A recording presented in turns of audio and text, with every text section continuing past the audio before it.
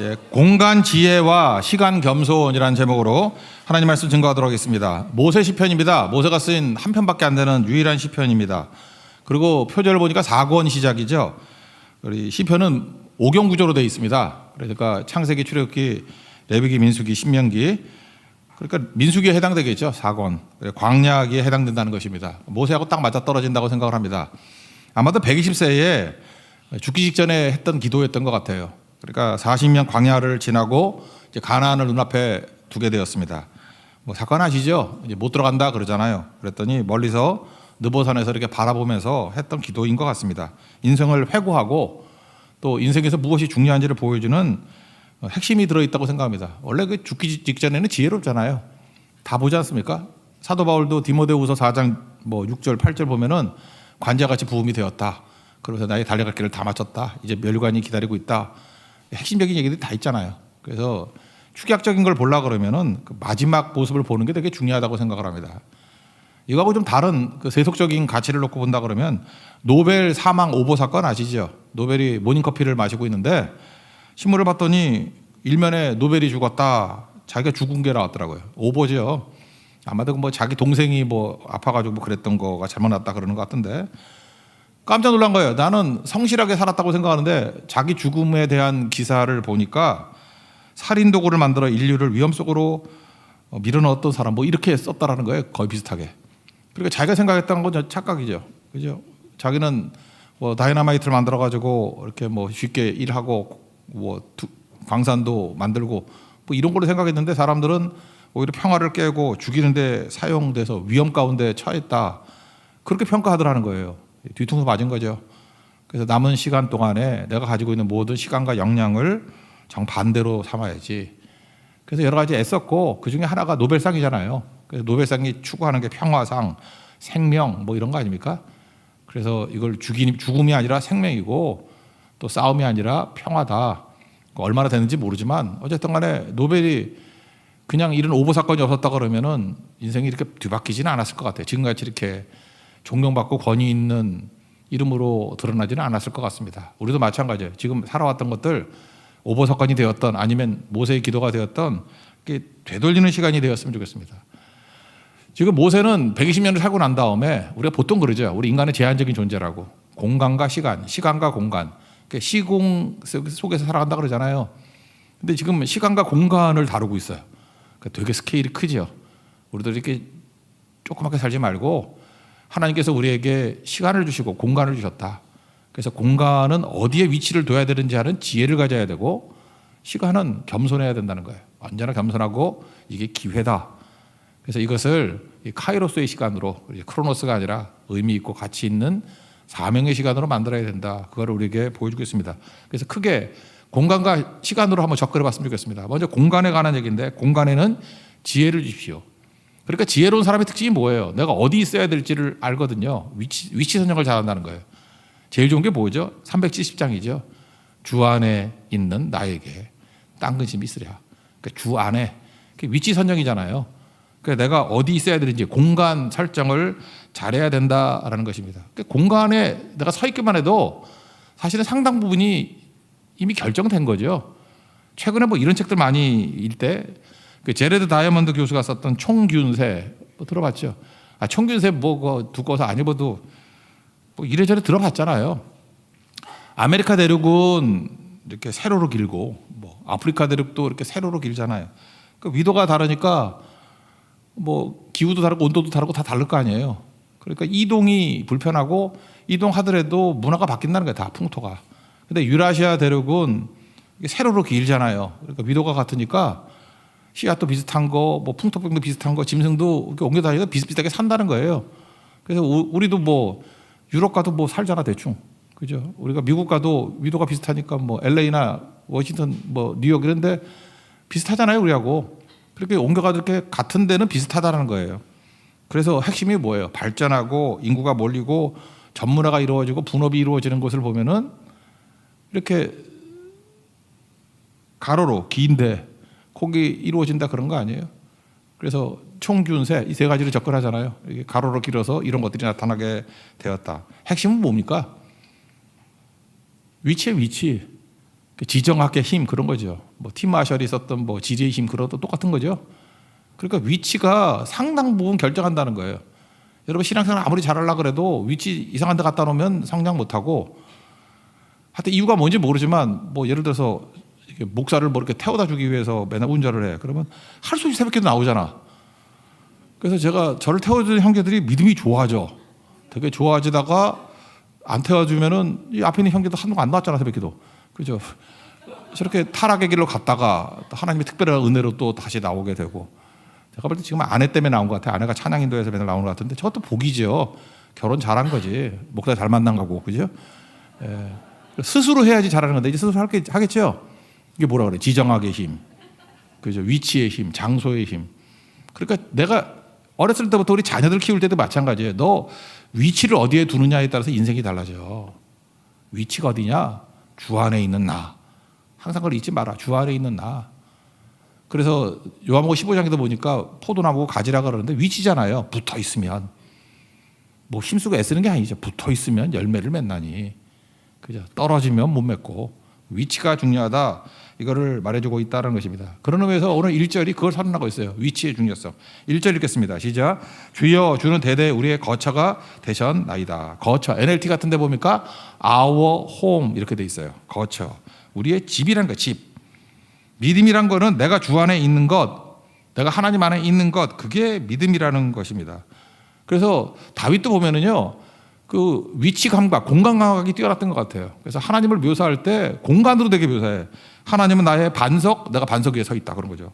나의 요새, 나를 건지시느니, 지금 제가 있는 건 시편 18편 앞부분이에요. 2절. 그 다음에 나의 피할 바위, 나의 방패, 나의 구원의 뿔, 나의 산성, 다 뭘 얘기를 하는 거예요? 위치. 그죠? 위치. 장소를 얘기하는 거예요. 주 안에 있다는 거예요. 주 앞 붙어 있다는 거예요. 주님이 나의 토대가 된다라는 거예요.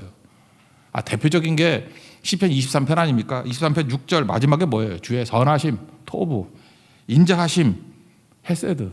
그죠? 반드시 나를 따르리니 마지막에 뭐죠? 내가 여호와의 집에 영원히 살리로다. 위치잖아, 위치. 내가 여호와의 집에 영원히 살리로다. 그래서 신앙이란 건 뭐냐면 항상 위치 파악하는 거야. Where am I? 내가 어디 있느냐? 그죠? 이게 세상을 향해 나가고 있느냐? 탕자도 의식이 뭐예요? 내가 집 밖에 있다는 거 아니에요? 아버지로 간다. 아버지 안에 있어야 된다. 집 안에 있어야 된다. 그거를 생각하고 돌아가고 있다라는 것입니다. 항상 기도의 자리, 여러분의 실존, 존재, 주 안에 있는 존재가 되길 바랍니다. 본질 안에 놓여 있는 존재가 되길 바랍니다. 그러면 승리하게 된다라는 거예요. 그래서 뒷부분에 보니까 14절 이렇게 돼 있죠. 아침에 주의 인자하심이 우리를 만족하게 하사 우리를 일생 동안 즐겁고 기쁘게 하소서. 아침에 하나님의 헤세드를 만난대요. 헤세드가 뭐라 했어요? unfailing love. 실패하지 않는 사랑을 아침에 만나야 되고, 또 그게 뭐래요? faithful love. 신실하신 하나님의 사랑을 만나야 된다고. 인자를 아침에 만나야 된다고. 그러면 만족이 있고 기쁨이 있다 그런 거죠. 새벽 기도가 그런 거예요. 아침에 주의 인자심을 만나길 원합니다. 아침에 주의 사랑을 만나야 돼요. 헤세드를 만나야 된다고요. 앵커링 효과 얘기했잖아요. 선점 효과. 닻을 내리듯이 아침에 주님 앞에 닻을 내리면 나머지가 들어올 틈이 없겠죠. 그게 풍성해진다라는 것입니다. 로마서 1장 28절 보니까 악한 사람들의 특징이 뭐냐면 마음에 하나님 두기를 싫어한대요.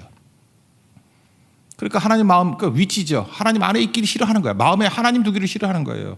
그랬더니 하나님의 심판이 뭐예요? 상실한 마음들을 버려두사 합당치 못한 일을 저절로 한대요. 위치 선정 잘못하면 저절로 한대. 불의, 추악, 탐욕, 악의, 시기, 살인, 뭐 분쟁, 사기, 악독이 가득한 자요. 뭐 쭉 나가잖아요. 마지막에 뭐예요? 우매하고 배악하고 무정한 자요, 무자비한 자라. 뭐 이거 가지수 엄청 많아요. 23가지가 나. 이거 힘쓰고 애써서 범하는 게 아니라 위치 선정 잘못하면 이 꼴 된다. 그런 얘기죠. 공간과 위치가 너무너무 중요하다. 그래서 여러분 위치를 예수 안에 삼는 믿음의 종 되길 바랍니다. 항상 위치예요. 내가 어디 가 있어야 되냐. 오늘 이 자리, 내일 어디. 항상 그 위치를 하나님의 집, 예수 안에, 주 안에. 그럼 승리하게 된다는 거예요. 어떤 초신자니까 이런 질문을 하죠. 뭐 오래 믿은 분들은 이런 질문 안 해요. 초신자가 그래서 좋아요. 궁금한 게 많고 질문이 날카로워. 사실 할 말도 없고 그러는데. 목사님, 찬양과 감사의 차이가 뭡니까? 와, 당황스럽대. 찬양과 감사의 차이가 뭡니까? 뭐 그냥 아재개그 같이 글자가 다르다 이렇게 말하면 또 상심하잖아. 금방 생각하기 힘들더라고. 근데 그냥 그때 대답을 잘한 것 같아. 찬양이라는 것은 순간적인 생각이었는데 하나님의 성품을 높이는 거예요. 찬양, 성품을 높이는 거고, 감사는 하나님이 하신 일, 행위를 높이는 거. 참 접근이 잘한 것 같죠. 맞아요, 그거. 찬양이라는 거는 성품이 좋으신 분이에요 라고 해서 그 성품에서 나오는 모든 것들을 높여주는 거고, 감사는 어떤 사안, 행위, 그거를 높이는 것. 그래서 하나님께서 내게 선물을 주셨어요. 은사를 주셨어요. 그럼 뭐 한 가지 하나요? 감사해야 되겠죠. 감사하는데 선물을 왜 주셨죠? 나를 이용해 먹으려고 그게 아니잖아요. 좋으신 하나님이기 때문에. 성품이 있죠. 하나님 어떤 분이에요? 선함과 인자하심이 영원함이로다. 대표적인 두 가지잖아요. 토브와 헤세드. 그래서 하나님의 성품을 찬양하는 것, 높이는 것, 그게 찬양이라고. 그래서 일단 내게 주셨던 은혜에 대해서는 감사하고, 이게 어디서 나왔느냐? 하나님이 성품에서 나오셨다. 아버지시다. 그래서 높여드리는 게 찬양이다. 제가 볼 때 뭐 굉장히 잘 맞는 말이라고 생각을 합니다. 그래서 16절에 보니까 이렇게 나오죠. 주께서 행하신 일, 이건 뭐예요? 감사겠죠. 주께서 행하신 일, 주의 종들에게 나타내시며, 그래서 감사가 나오는 거고, 주의 영광을 그의 자손에게 나타내소서. 영광은 뭐겠어요? 그 성품에서 나오는 거. 우리 자손들에게 하나님의 성품을 알게 해 주옵소서. 그래서 감사하게, 찬양하게. 이게 뭐 교우적으로 될 수 있겠죠. 하나님께서는 성품이 그저 이 좋으시고 선함과 인자하심이 한이 없으신 분이기 때문에 내게 공급해 주시겠죠. 그래서 미리 감사하는 거예요. 미리 주실 줄 알고. 또 감사하면서 이게 어디서 나온 거예요? 하나님의 성품에서 나온 거라고. 이 두 가지가 제가 볼 때 모세의 감사기도는 대단한 것 같습니다. 이런 깊이가 있다라는 것입니다. 우리 찬양과 감사가 떠나지 않는 하나님의 거룩한 종 되기를 바랍니다. 항상 주 안에 있으면서 찬양하고 감사하고 하나님이 주시는 것을 누릴 수 있는 믿음의 신실한 종 되기를 축원합니다. 두 번째는 시간인데요. 시간에 대해서는 겸손해야 된다는 것입니다. 시간이 인생이 짧다라는 거죠. 그래서 시간 앞에 서면 누구나 다 겸손해지게 되어 있다는 것입니다. 모세는 120세인데 120세도 짧아요. 제가 연세 드신 분들, 뭐 우리 천국 가신 우리 아버님하고도 뭐 얘기를 하는데, 제가 한 84세 때인가 한번 물어봤어요. 84년 사니까 어때요? 그랬더니 되게 짧대. 우리 아버지는요 참 힘들었어요. 내가 보니까 84세에 막 꿈과 비전을 받아가지고 내가 뭐 카네기보다 더 큰 부자가 된다 그러고, 왜 저렇게 철이 없나 그런 생각이 들기도 하고. 근데 그게 주를 위해서 그렇게 뛰시겠대요. 예. 그러니까 그런 말 하면 빨리 가시더라고요. 그러니까 중요한 게 뭐냐면 끝까지, 제가 말하고자 하는 건 그거냐면, 우리 아버지는 끝까지 하나님께서 주시는 꿈과 비전을 가지고 그렇게 기다리며 사는 분이 아니라 뭘 하다 가시려고 그랬던 분이구나. 참 의욕도 있고 좋다 그런 생각이 들어요. 근데 모세는 하나님의 음성을 직접 들어서 그런지 모르지만 뭐 돌이켜보니까 120년도 짧다 그런 거죠. 그래서 4절 보니까 주의 목전에는 1000년이 지나간 어제 같으며 밤의 한순간 같을 뿐임이니다. 한순간 그럴 때 이거는 보초가 서는 시간이에요. 2시간 정도래요. 그러니까 매번 바뀌는 거죠. 인생이 짧아요. 그냥 매번 바뀌는 거라고. 우리 그 선교 사진 같은 거 이렇게 쭉 보니까 맨날 바뀌어. 뭐 떠나간 사람도 있고, 뭐 천국 가신 분도 있고, 맨날 얼굴이 바뀌어. 그 이스라엘 백성들이 광야 40년이 무슨 시간이었냐 그러면 장례식 치르는 시간이었다. 그게 맞는 거죠. 1세대들 다 죽었잖아요. 딱 2명 남고, 여호수아 갈렙 빼놓고 다 죽었잖아요. 그죠? 그러니까 제가 계산한 건 아니에요. 어떤 목사님이 좀 시간이 많으신 분이 이런 거 계산합니다. 예. 그 40년을 계산해 가지고 200만이 죽으려고 그러면 하루에 139명이 죽어야 된대. 그래서 하루에 139명씩 계속 죽는 건 장례식을 치른 거예요. 그러니까 어디나 장례식이야. 또 죽었군요. 또 죽었군요. 또 죽었군요. 그래서 1세대 다 죽을 때까지. 왜 40년 걸렸냐 그러면 다 죽을 때까지. 그게 맞는 것 같아요. 한꺼번에 죽으면 애를 못 낳고 죽잖아. 그러니까 애 낳고 죽어야 돼. 죽고. 그래서 2세대가 신명기 들을 수 있도록 그렇게 만드는 거다. 그래서 모세는 이렇게 봤다는 거예요. 홍수 기억하시죠?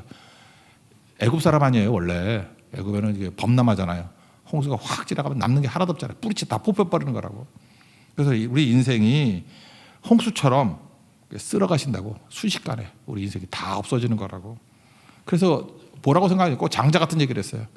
낮잠 자는 거야. 인생은 낮잠 자다 깨는 것 같은 거고, 아침에 돋는 풀과 같은 거야. 이렇게 고백을 합니다. 그게 5절입니다. 5절 읽겠습니다. 시작. 주께서 그들을 홍수처럼 쓸어 가시나이다. 그들은 잠깐 자는 것 같으며 아침에 돋는 풀 같으니이다. 6절 읽을까요? 풀은 아침에 꽃이 피어 자라다가 저녁에는 시들어 마르나이다. 그러니까 인생 길지 않다라는 것입니다. 그러므로 그냥 어영부영 살면은 휙 날아가가지고 헛된 인생, 가치 없는 인생을 산다는 거예요. 야고보는 뭐라고 표현했죠? 야고보서 4장 14절 보니까 내일 일을 너희가 알지 못한다. 너희 생명이 무엇이냐? 잠깐 보이다가 없어지는 안개니라. 우리 안개 같은 거거든요. 안개 뭐 형상도 없잖아. 햇빛 도면 금방 사라지고 그러는 거 아닙니까? 그 안개끼리 왜 싸워요? 그죠? 여기다 안개 1, 안개 2, 안개. 우리 교인들 다 안개. 저도 안개고. 저 이렇게 암수술한 지 1년 되니까 이제 약간 좀 그러네요. 뭐 항상 시한부 인생이라고 살고 있는데 저렇게 건강해 보이는가 봐. 나 이거 암인지 아무도 모르고 있어. 그래서 등산하자는 사람도 있어. 그래서 나 숨 쉬어도 못 가는데 놀리는 건가? 몰랐대 자기도. 예. 한라산 등반을 하자 그러는데 몰랐대. 한라산이 천국산에 먼저 갈 것 같은데 하여튼간에 그런 것 같아요. 그죠? 그러니까 시한부 인생인데 뭐 다 시한부 인생 아니에요?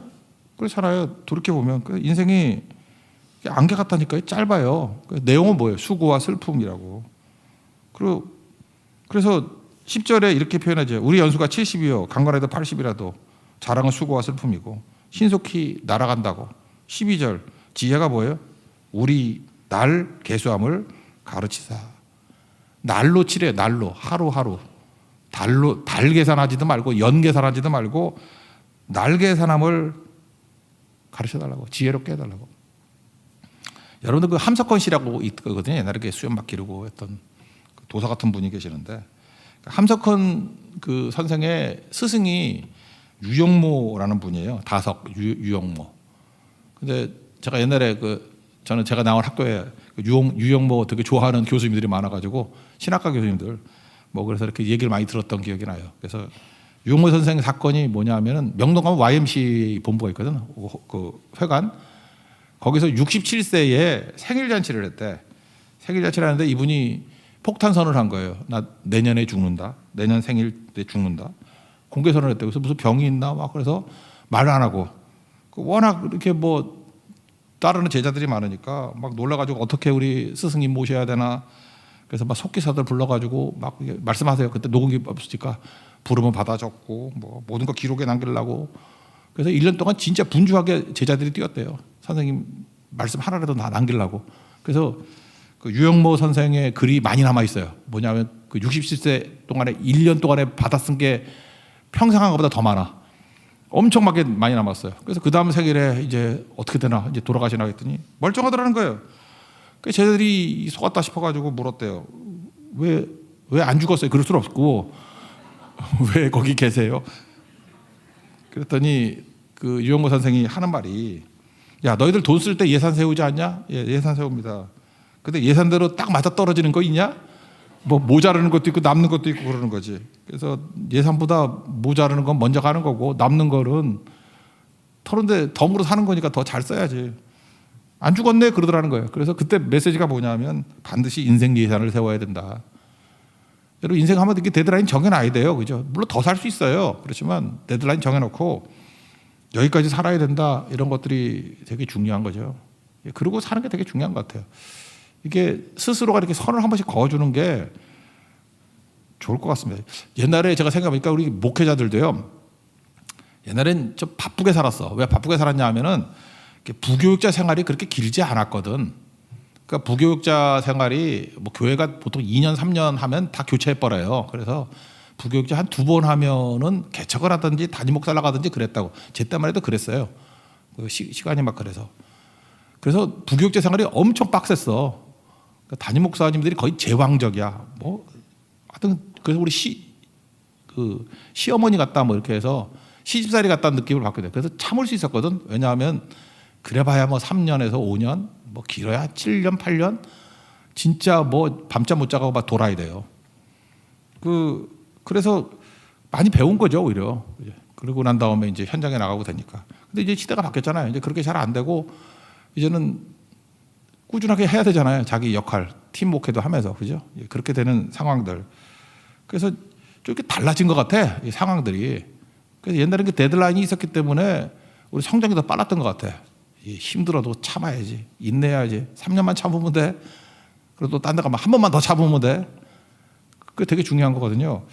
그래서 저는 옛날 같았으면 이제 그런 거 훈련시키고 싶어요. 뭐 목회자들이 다 공부하지 말고, 제가 새롭게 공부하는 형제한테 그런 얘기를 했어요.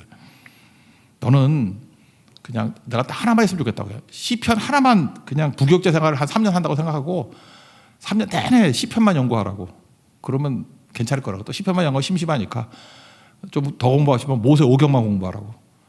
그 3년 동안에 모세 5경만 확실하게 공부하고 시편만 시편이 기도거든 이거예요. 시편이 어려워요. 설교 쉽지 않아요.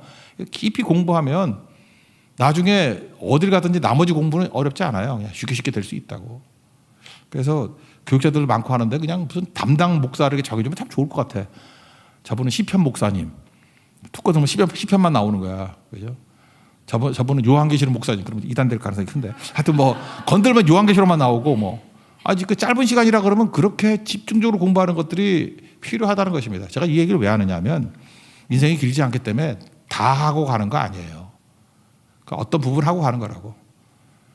광야 생활 동안에는 모세에게 맡겨진 일이 있었고, 그다음에 가나안 땅에 들어가는 것은 여호수아가 있었고, 그죠? 왕국 세우는 건 사무엘과 다윗이 있었고, 달라지는 거잖아요. 이렇게 릴레이 하는 겁니다. 바톤 터치하는 거. 그래서 너무 절망하지 말고 하나님께서 내게 주신 사명이 무엇인지를 알고 뛰는 거예요. 그리고 성격적으로요, 그냥 완성을 좋아하는 분들이 있어요. 완성은 내가 못한다 그랬죠. 안식이 뭐예요? 하나님께 맡길 때 하나님이 완성시켜준다. 그게 안식이라고. 그래서 죽음은 안식이라고 표현하는 부분이 많아요. 여기까지. 그리고 맡기면 주님이 완성시켜 주시는 거예요. 우리 항상 두 가지 싸움이 있어요. 시스템이냐 사람이냐. 사람들은요 이렇게 합리적인 존재이기 때문에 지금 잘 되는 것도 지금만 잘 되면 뭐래? 시스템을 만들어서 계속 잘 돼야지 이런 생각을 가져요. 근데 시스템으로 계속 가면은요 그 시스템을 인간이 악하기 때문에 또 악용을 해. 아무리 좋은 시스템도요 인간이 타락하면 나빠져요. 그래서 좋은 사람이 나와야 돼. 그리고 좋은 사람이 나오면 좋은 사람만 기다리고 있으면 또 안 되고 또 시스템을 좀 만들어 줘야겠죠. 그렇지만 그 시스템, 그 사람 좋은 것도 너무 믿으면 안 된다고 시스템으로 보완해 줘야 되는 거예요. 그래서 이 땅에는 유토피아 그런 땅은 없다죠. 없어요 유토피아는. 조선시대 한번 보십시오. 정도전은 시스템을 믿었어. 그래서 신화 중심의 나라를 세우려고 그랬잖아요. 재상 중심의 나라, 유교가 지배하는 나라, 성리학이 지배하는 나라. 그 뭐 잘 안 되죠. 이방원이 와가지고 죽여버리고 거기는 또 사람 중심의 나라잖아요. 그죠? 왕 중심의 나라. 그래서 초반에는 뭐 조랑 나왔다, 멍청한 왕 나왔다, 왔다 갔다 해서 나름대로 숨을 쉴 수가 있었어. 그러다가 성리학의 나라가 된 게 언제냐면 18세기 이때 영정조 시대 때 완성이 되죠 거의. 그죠? 태평성대를 이루면서 영조 오랫동안 정조 거의 세워졌다고. 드디어 성리학 시스템이 완성이 됐습니다. 그 다음 뭐가 왔는지 알아요? 19세기 1801년 순조, 헌종, 철종 60년 동안의 또라이 삼형제. 그때 누가 지배했어요? 죄송합니다. 여기 안동김씨 있습니까? 안동김씨, 풍양조씨. 나라 다 말아먹었어요. 왜요? 시스템이 완비됐기 때문에. 시스템이 완비되지 않았으면은 걔네들은 시스템을 만들어 놓고 또라이 왕들 세웠잖아. 허수아비 왕들 시스템으로 굴러가게 만들려고. 오히려 나라가 최악이 되고 나라 망하는 지름길이 돼버렸죠. 이스라엘도 그랬어요. 시스템을 믿었던 게 누굽니까? 그게 여로보암이에요. 결국 악하잖아요. 시스템은 좋은데 악한 왕이 서니까 북쪽 이스라엘 아주 최악이 돼버리잖아요. 그죠? 그럼 사람을 구해야죠. 사람이 좋다고도 다 되나? 시스템을 만들어놔야죠. 다윗도 좋은 사람이었잖아요. 시스템 만들어놔도 또 안 되잖아. 그 밑에서. 이 땅에는 완전한 게 하나도 없어요. 그래서 그 시대마다 너무 절망하지 말고 100% 완전한 거 추구하지 말고 하나님의 은혜를 구해야 돼요. 은혜를. 그리고 그 다음에도 하나님의 성령의 은혜가 있으면 되는 거고 은혜 없으면 시스템이 좋아도 뭐 사람이 뭐가 되든 안 되는 거예요. 언제나 시대에는 하나님의 은혜가 있어야지만 되는 거예요. 그래서 17절에 이런 고백을 하네. 하나님께서 우리가 행한 모든 것들에 은혜 주셔서 견고하게 해주시고, 그죠? 우리 자신에게도 은혜 주셔서 우리 자신도 좀 견고하게 해달라고. 그러니까 견고함. 모래 위에 지은 성같이 무너지지 않는 비결은 뭐냐면 은혜다. 이게 모세의 통찰이에요. 17절 읽겠습니다. 시작. 주 우리 하나님의 은총을 우리에게 내리게 하사 우리의 손이 행한 일을 우리에게 경고하게 하소서. 우리의 손이 행한 일을 경고하게 하소서. 우리 손이 행한 일을 우리에게 경고하게 해달라. 우리 일을 했잖아요. 뒤에 충성 다 했잖아요. 그러니까 우리를 경고하게 해주세요. 사람들을. 그리고 또 뭘 경고하게 해달라고요? 우리 손이 행한 일, 또 시스템도 경고하게 해 주옵소서. 은혜 없으면 아무것도 되는 게 없다. 그래서 우리가 깨달아야 될 게 뭐냐면 인간은 완벽한 거 만들면 바벨탑 쌓는 거예요. 오히려 하나님 대적하는 게 될 수 있고, 또 사람에도 또 아무리 선한 사람 밑에도 자식들이 또 망나니 나와. 어떻게 하겠습니까? 하나님의 은혜로 경고하게 해 주옵소서. 말씀으로 경고하게 없어서. 그래서 시간 앞에서 우리가 뭘 배웁니까? 겸손을 배우는 거예요. 하나님만 의지하는 거. 그래서 좋은 위치, 공간 차지하는 지혜를 주옵소서. 그리고 시간 앞에 겸손하게 하시고 우리에게 주신 사명 다 이루게 해 주옵소서. 그게 우리의 기도가 되고 또 충성이 되는 하나님의 거룩한 영 되기를 축원합니다. 자리에서 일어나겠습니다. 하늘 가른 밝은 길이 찬양합시다. 493장입니다.